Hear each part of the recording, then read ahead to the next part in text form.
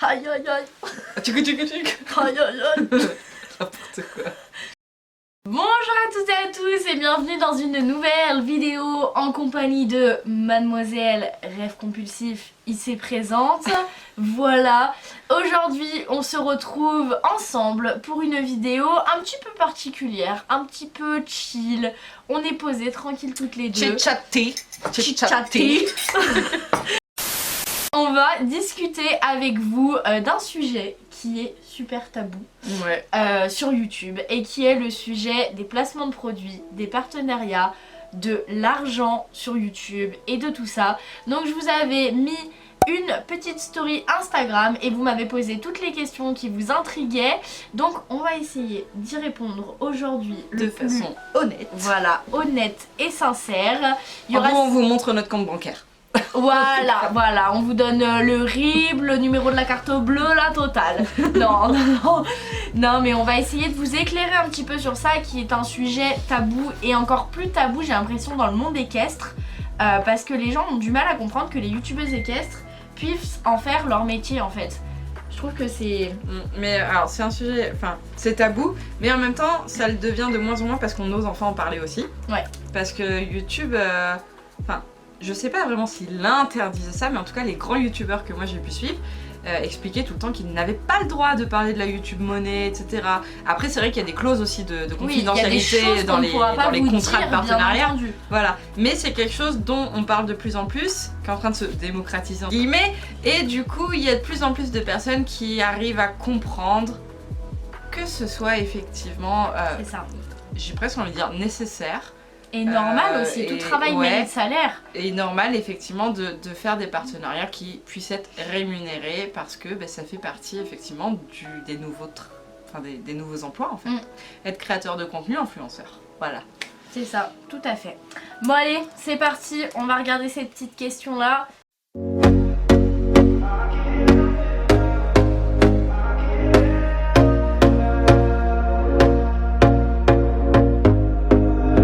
Here we go again. Trying hard, but you wanna be my friend. In a place to hide. Alors, nous avons une première question qui est: avez-vous déjà donné un faux avis sur un produit? Alors, en gros, ce que la personne veut dire dans ce sens-là, c'est par exemple parce qu'on était payé par la marque, je pense, avoir dit le produit est super, le machin, alors qu'en vrai, c'était pas si super que ça. Alors.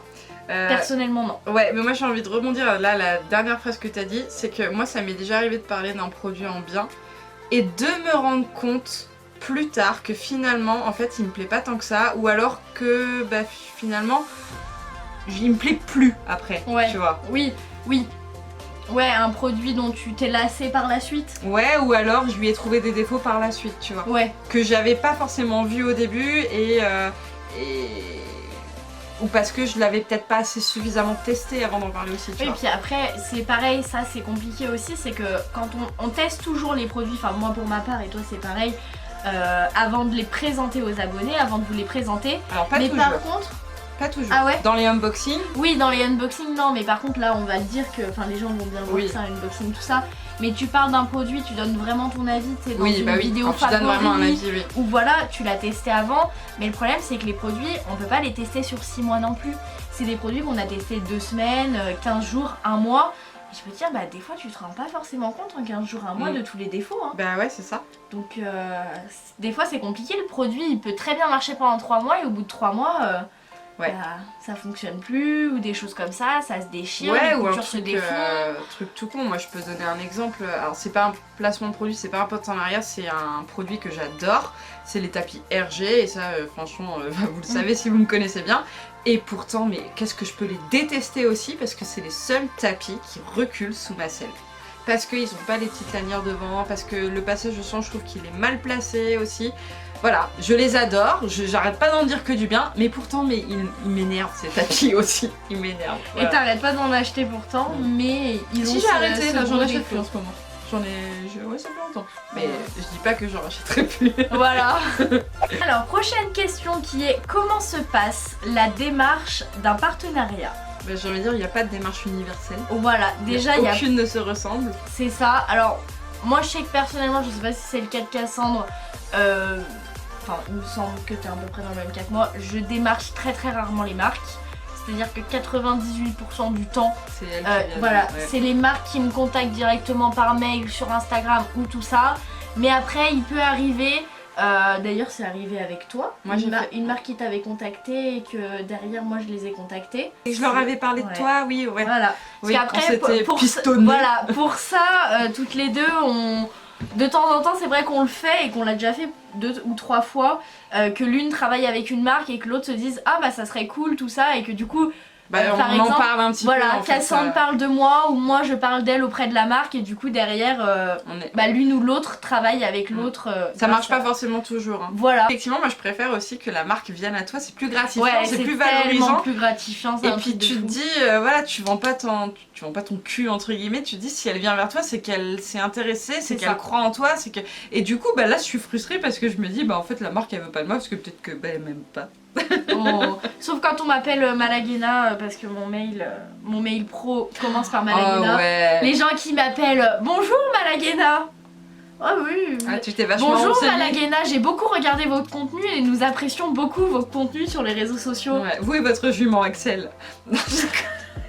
Mais tu sais que ça ils me l'ont pas sorti, mais bon. Non. On m'appelle quand même Malagena. Non, mais par contre c'est vrai que il y a des fois on reçoit des mails, ça nous fait bien rire parce qu'en fait c'est des copier-coller en fait. Ouais.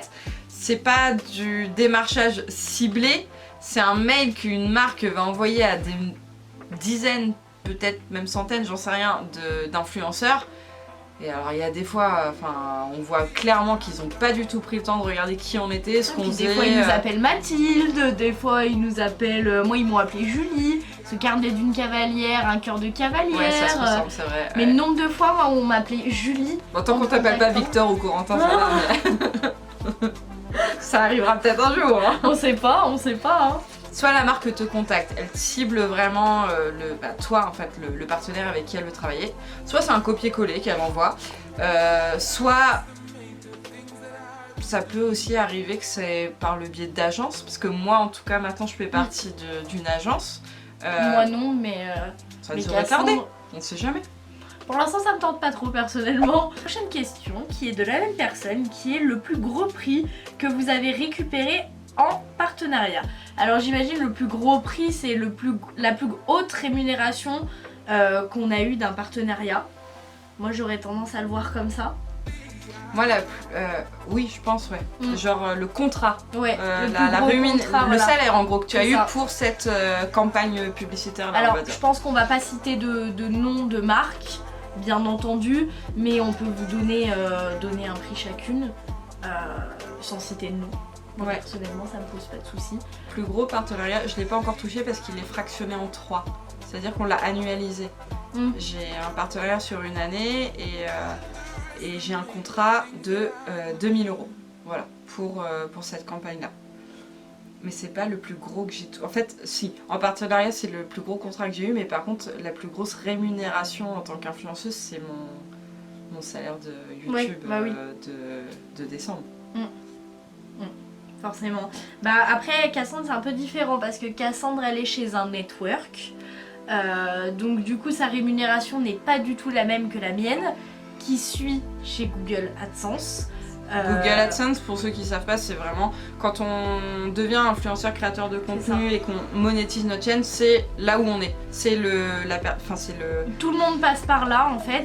Et après, libre choix d'être contacté, parce que ce n'est pas nous qu'on contacte, mais c'est bien eux, des networks qui sont en fait des agences par qui tu vas passer et qui vont mettre les publicités sur les vidéos. Et en fait, ces agences-là vont pouvoir rémunérer mieux les créateurs de contenu et donc c'est une chance d'être chez ces networks là et moi ce n'est pas le cas, donc du coup on n'a pas du tout la même rémunération Cassandre et moi. Cassandre fait également beaucoup plus de vidéos et plus de vues que moi, donc voilà. Après moi ça a été vraiment lors d'une collaboration que j'ai eu le plus gros montant et c'était 1700 €. Alors attention, ce qu'il faut savoir, c'est que cet argent qu'on reçoit, c'est pas ce qui rentre dans notre poche. Bah non, parce qu'après il faut en donner à l'État, bien évidemment. Bien entendu, parce que ça comme un salaire normal en fait, si vous voulez. Tout à fait, et ils nous prennent 20%. Enfin, ça dépend. Enfin, ouais, si c'est 20, alors moi je paye 22% personnellement. Toi t'es jeune. Moi je suis à 16,9. Ouais, moi je suis à 22% en tant que... Non, 22% pour la prestation de service, donc YouTube, et je suis à 12% pour la vente de marchandises. Avez-vous déjà regretté un partenariat? Oui, il y a pas si longtemps que ça, et d'ailleurs je l'ai stoppé. J'ai pas été au bout. Ouais. Bah oui, parce qu'en fait j'ai été contactée pour parler d'un produit. Quand on me l'a présenté, j'ai dit oh vas-y il est trop bien. C'est pas du tout en rapport avec l'équitation par contre, mais c'était un objet de décoration en fait qui allait plaire à ma fille et pas que, à Jean aussi et à moi. C'est bon, je réfléchissais à ce que c'était. Voilà. Et du coup en fait j'ai été regarder sur le site, j'ai regardé les mentions légales, enfin tout me paraissait super clean et en fait le but c'était que j'en parle sur Instagram et également sur YouTube. J'ai reçu le produit, j'ai fait l'unboxing sur Instagram, j'ai fait un petit... J'ai même pas fait de post, j'ai fait qu'une story. Et ensuite j'ai reçu en fait des messages de mes abonnés qui m'ont dit attention Cassandre, il est vendu tel prix sur le site que tu présentes, sauf que tu peux le trouver ailleurs beaucoup moins cher, etc. J'ai contacté la marque et je leur ai dit écoutez, voilà en fait on trouve exactement la même chose ici, vous n'avez pas l'exclusivité en gros, et ils m'ont dit bah non effectivement on n'a pas réussi à avoir l'exclusivité du producteur. Et je fais ouais mais en gros là c'est un peu prendre les gens pour des cons tu vois. Je fais donc je suis désolée mais j'irai pas au bout de notre partenariat, je m'arrête là et j'en parlerai pas sur YouTube et je n'en reparlerai pas non plus. Voilà. Alors par contre je suis très contente du produit, hein. Je l'adore machin, mais bah je l'ai regretté entre guillemets parce que... Parce que c'est du dropshipping. Bah pour le coup c'était pas... Alors c'est du dropshipping oui et non. Non c'est pas du dropshipping parce qu'en fait ils avaient le stock. Ils l'avaient acheté. Okay. Le dropshipping c'est quand tu commandes et que l'autre personne 2 semaines après elle l'envoie. Mais là eux ils avaient le stock chez eux. Mais enfin, je vois ce que tu veux dire parce qu'effectivement tu peux le commander à produits sur des sites Wish, chinois, voilà, tout ça, ouais, exactement. Beaucoup moins cher quoi. Ouais. Donc c'est quand même prendre les gens pour des cons quoi. Ouais. Après moi regretter vraiment un partenariat. Et moi j'ai regretté aussi il y a pas longtemps un partenariat jeu concours. Parce que ça a été un bins pas possible et bon, la personne a réussi à avoir son lot, mais alors sérieux, on nous a pris pour des connes, moi plus la gagnante, ça a été des relances, en plus la personne elle parlait pas français donc fallait que je traduise tout, enfin à chaque fois je lui disais bah pour le jeu concours on en est où, elle attend son lot, hein quel jeu concours, hein elle a gagné quoi, hein enfin c'était n'importe quoi, au bout d'un moment voilà, et puis c'est sur moi que ça retombe en plus quoi. Ça. Après c'est notre crédibilité à nous qu'on perd à cause de ces marques là qui se proposent d'offrir des lots et qui derrière ne les envoient pas ou tout ça et pourtant j'aurais jamais pensé, et cette marque continue de faire des jeux concours hein, et ça se passe bien hein. C'est peut-être que moi j'ai pas eu de chance sur le coup mais j'aurais jamais pensé ça de cette marque, je la citerai pas hein, mais franchement très déçue. Les pantalons que tu avais reçus d'une certaine marque, ah putain oui si, ah oui, ah si bah ça c'était il y a longtemps, c'était il y a 3 ans peut-être. C'était une très très grosse marque équestre française à l'heure d'aujourd'hui, textile cavalier, textile cheval que vous voyez de partout. Qu'on continue d'aimer. Qu'on continue d'aimer, que je trouve leurs produits magnifiques. Ça je ne cracherai jamais dessus. La qualité a augmenté visiblement parce qu'on n'a pas réentendu des choses comme ça. Mais on avait fait un partenariat sur leurs pantalons, donc j'avais testé un pantalon simple, un pantalon grip au genou et un pantalon full grip. Et à ce moment là je travaillais dans le monde du cheval, donc je montais 4 à 5 chevaux par jour à peu près. Et donc je mets le premier pantalon pour le tester avant d'en parler aux abonnés, tout ça. Et dès la première journée, les coutures du pantalon lâchent. J'envoie un message à la marque en leur disant bah ça peut arriver aussi, voilà, je pense que j'ai reçu un produit défaillant, comment on fait? Bah écoutez, pas de soucis, on vous en renvoie un, je me dis bon bah super.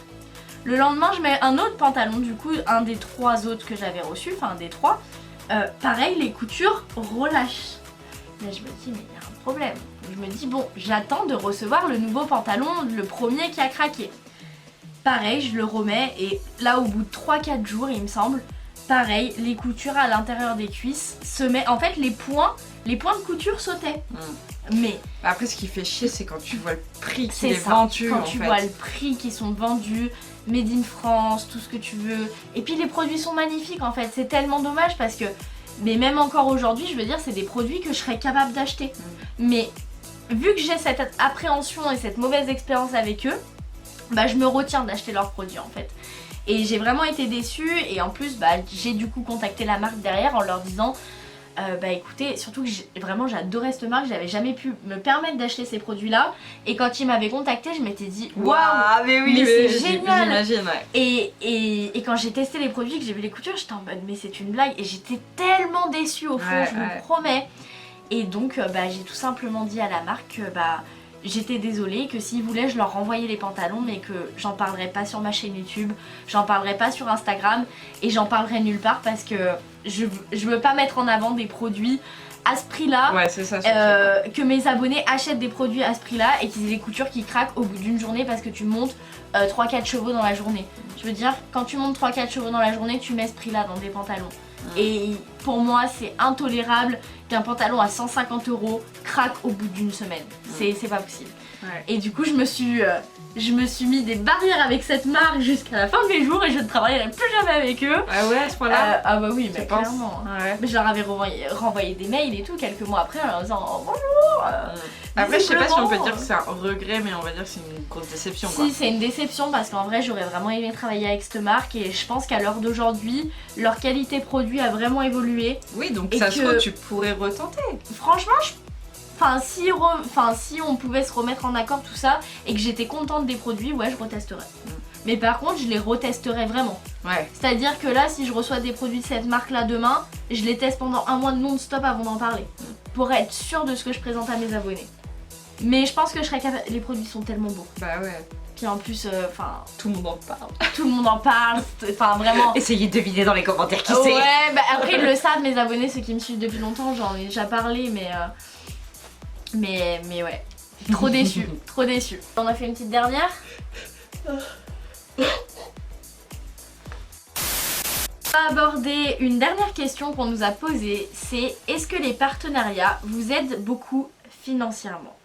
Alors, clairement, parce que bah, comme on vous a expliqué tout à l'heure, je n'ai pas le même salaire que Cassandre, mais les partenariats, c'est plus de 50% de mon salaire tous les mois YouTube, en tout cas pour ma part, et même 80-90% de mon salaire YouTube selon les mois, donc c'est vraiment entre guillemets important pour mon travail quoi. Comme tu dis, en fait ça dépend de certains mois. Là par exemple en ce moment c'est calme plat. Ouais. C'est vraiment super compliqué. Les périodes où on va être le plus sollicité, ça va être pour le lancement d'une nouvelle collection et encore, c'est compliqué dans le milieu du cheval, ça a du mal vraiment à arriver, hein, les partenariats rémunérés, les choses comme ça. Par contre, en tout ce qui est période de Noël, etc., là ça va cartonner. Je vais avoir la naissance du poulain, peut-être des frais veto, peut-être tout ça. Et du coup, bah, j'ai fait des collaborations rémunérées en prévision de ça. Ouais, c'est ça. Moi c'est pareil, là, les frais veto que j'ai eu pour Nomade, là, j'en ai eu pour quasiment 1000 €, même plus. 270 plus 700, ouais j'en ai eu pour 1000 € de frais juste pour le soigner au niveau des dents. Bah effectivement c'est aussi tous les partenariats en fait qui m'ont payé tout ça quoi. Mais je me dis quelque part cet argent là, je trouve que c'est normal aussi qu'on le redonne dans les chevaux parce que c'est sans les chevaux il n'y aurait pas tout ce contenu là, donc quelque part on leur doit aussi. C'est clair. Et c'est pour ça que c'est un cycle. Ouais. C'est un cycle. Création de contenu avec nos chevaux, on gagne de l'argent grâce à notre création de contenu et on la reverse à nos chevaux. Après je dis pas, on se fait aussi des plaisirs de temps en temps. Hein. Moi je sais que par exemple là je viens de m'acheter un vent, bah c'est tout le travail sur YouTube, c'est toute mon... Bon j'ai vendu ma voiture aussi mais c'est tous ces partenariats effectivement qui me permettent de pouvoir m'offrir ce genre de biens. Mais ça va être encore plus de contenu aussi, ça va c'est un plaisir personnel mais c'est aussi un investissement dans mon auto-entreprise parce que le vent va me permettre de, bon pas en ce moment il y a la Rhino mais va me permettre de bouger, de proposer beaucoup plus de contenu, de diversifier l'activité de ma chaîne et c'est un cycle, Et c'est vrai que c'est tabou, les gens n'aiment pas ça mais j'arrive pas vraiment à comprendre en fait ce qui dérange les gens quand on se prend des réflexions du style ouais mais tu te rends compte tu gagnes ta vie en faisant des vidéos, en faisant des... je pense que les gens qui ne comprennent pas, pour la grande majorité, on s'égare de la question. Sont des gens, bon c'est pas grave hein, on papote hein, sont pour la grande majorité des adolescentes et des personnes qui ne travaillent pas. Et en fait, ces personnes-là n'arrivent pas à se rendre compte de l'investissement et de la charge de travail qu'on a par rapport à ce qu'on peut recevoir en produits, gagner comme argent, tout ça. Et ils ont tendance à beaucoup trop idéaliser la chose. Facile, voilà, à beaucoup trop idéaliser la chose du elle allume sa caméra, elle fait sa vidéo, elle la poste, hop, elle se fait 1000 balles. C'est bon, c'est bouclé. Ouais. Sauf que non, c'est pas comme ça. Il y a des heures de montage derrière, il y a, je veux dire, des années derrière nos chaînes YouTube pour avoir les communautés qu'on a à l'heure d'aujourd'hui. Ouais, on a trimé, hein. Voilà. Faut pas croire qu'on a eu tout ça en un claquement de doigts. Ça pas fait, du tout. moi, ça va faire 6 ans que je suis sur YouTube, 6 ans de vidéos au moins une fois par semaine. Vous vous rendez compte le travail que c'est, l'investissement que c'est, Ouais. 5 ans à ne jamais lâcher. En plus Hormis des là, études, en plus de t'occuper. Enfin... Les études, en plus d'avoir un bébé, Oui. une grossesse, une famille à gérer, moi des chevaux, mes études, mon bac, mon permis, un travail, parce que même à l'heure d'aujourd'hui encore, et il y a encore 1 an, j'entrais dans la vie active, j'avais un 35 heures. Je travaillais en 35 heures, en plus de mes 35 heures, je faisais mes vidéos. Et en fait, les gens, je pense, ne réalisent pas le travail, l'investissement personnel, autant mentalement. Ah oui, parce que j'allais dire, il y a aussi beaucoup de psychologie. Croyez pas que c'est super facile d'arriver devant 150 personnes sur un salon et d'enchaîner 3 heures de dédicace. Hein. Autant physiquement que mentalement, c'est super fatigant. C'est super compliqué et YouTube c'est quelque chose de génial, mais c'est une pression constante. Ouais, moi je dis tout le temps franchement que je suis super épanouie dans ma vie, que je vis le plus beau métier du monde. Personnellement je trouve que je l'ai parce que je vis avec mes chevaux, j'ai le temps de m'organiser avec ma fille, de prendre le temps de voir ma fille évoluer, grandir, etc. Tu fais que ça. Oui, mais j'ai cette chance, voilà, je me suis donné les moyens. Moi j'ai été comme Axel l'est actuellement, à savoir salarié et YouTube à côté. Et en fait, au fur et à mesure du temps, je me suis bougée, que je me suis donné les moyens en fait d'évoluer, d'agrandir, de développer mon auto-activité et enfin j'ai pu lâcher mon statut de salarié pour pouvoir ne me consacrer qu'à mon auto-entreprise, mais aussi parce que je suis devenue maman et que je me suis rendu compte que physiquement, de tout gérer en même temps, c'était plus possible en fait. C'est ma santé qui allait y passer. Et c'est vrai que je dis tout le temps que je suis super épanouie, voilà, que je fais le plus beau métier du monde, mais en même temps derrière, tu comptes pas tes heures. Ah bah non. Enfin, moi personnellement, j'ai pas d'horaire vraiment calé, je peux pas dire je fais un 35 heures ou pas, j'en sais rien. En fait, je peux travailler la nuit, comme je peux me lever le matin super tôt, comme il faut que je me dépêche aussi, j'ai la pression psychologique de me dire j'ai mon bébé aussi à gérer, donc j'ai pas le droit en fait d'aller faire une sieste alors que je rêve d'aller en faire une des fois parce que c'est sur ces créneaux là qu'il faut que j'aille travailler, sinon je peux pas, et sinon derrière j'ai pas de rentrée d'argent, et sinon je peux pas payer mes factures, je peux pas payer mes courses, je peux pas nourrir ma famille, je peux pas nourrir mes chevaux, je vais devoir vendre mes chevaux, je vais être la plus malheureuse du monde, donc... Moi je me fais la même réflexion. Mais voilà, mais tout comme une personne qui va se lever le matin, qui a pas envie d'aller bosser, mais elle est obligée parce qu'elle va... Comment dire ? Parce qu'elle a des charges à payer, parce qu'elle a toutes ses factures à payer. Moi, bon, je considère que j'ai pas à me plaindre de ça. Je me dis pas le matin, oh j'ai pas envie, etc. Moi, je suis super contente de faire ce que je fais. Bah, quoique, il y a des fois j'ai la flemme quand même. Tout le monde a la flemme. J'ai la flemme quand même. C'est humain. Mais voilà, j'ai envie de dire que ce soit un créateur de contenu ou une personne salariée qui se lève tous les jours pour aller bosser, qui rentre le soir et qui a sa famille et qui a sa vie en fait, c'est pareil. On bosse tous pour de l'argent. Pourquoi ? Pour pouvoir vivre et se faire plaisir. Voilà, on n'a qu'une vie. Et c'est pas parce qu'on est créateur de contenu qu'on a tout ce qu'on a comme ça. Alors certes oui, il y a une chose, je l'accorde, on a vraiment de la chance d'avoir des partenariats, des produits gratuits. Une personne qui n'est pas influenceur ne l'a pas forcément. Par contre, tu vois, par rapport à la charge de travail, étant donné dans le YouTube équestre, l'argent et la rémunération du prêt des marques, c'est quelque chose qui n'est pas encore vraiment intégré. C'est quoi ? C'est un tiers de nos partenariats qui sont rémunérés. En fait, en soi, les produits qu'on reçoit, c'est une façon pour les marques de nous payer parce qu'elles n'ont pas la possibilité de le faire en fait. Donc, on reçoit ces produits-là, mais c'est parce qu'on ne reçoit pas d'argent, vraiment, tu vois. Ouais, alors après, il y a aussi des sociétés qui nous envoient des produits et nous payent aussi en plus. Oui, bien sûr, il y en a. Pour revenir à la première question de tout à l'heure, comment se passe un partenariat, il n'y a pas de... Voilà, c'est ça. Il n'y a pas de règle définie voilà, c'est un arrangement entre l'influenceur et la marque. Attends, je te souhaite bon courage pour le montage de la vidéo là. Ah ouais. Oh, on parle beaucoup hein. Ah ouais. Et ça part un peu dans tous les sens hein. C'est pas grave. Voilà, vous voyez le taf qu'il va y avoir derrière. C'est des heures de dérecherche de mots de tête, de Doliprane, etc. hein. Et bah écoutez, voilà, cette vidéo est terminée. Au final, on était parti pour sur une petite vidéo un peu courte, pas trop longue. Au final, je pense qu'on est parti dans tous les sens. Ah bah on a été honnête hein, voilà, pour le coup, on a été honnête, on a parlé de plein de choses avec vous, on a papoté entre nous en fait. C'était très sympa. Donc n'hésitez pas à nous dire dans les commentaires si ça vous a plu, pourquoi pas vous faire une partie 2 un jour. Et n'hésitez pas aussi à vous abonner à la chaîne de Cassandre si c'est pas déjà fait. Oui. Sa vidéo dans le petit. Et ben on se retrouve bientôt pour une prochaine vidéo dans quelques mois. Ou je ne sais pas, on sait pas quand, Et moi sur ce, je vous fais plein de gros bisous. À très bientôt pour une prochaine vidéo. Bye bye. Bye bye. Pout. Ah on voit pas. Pout.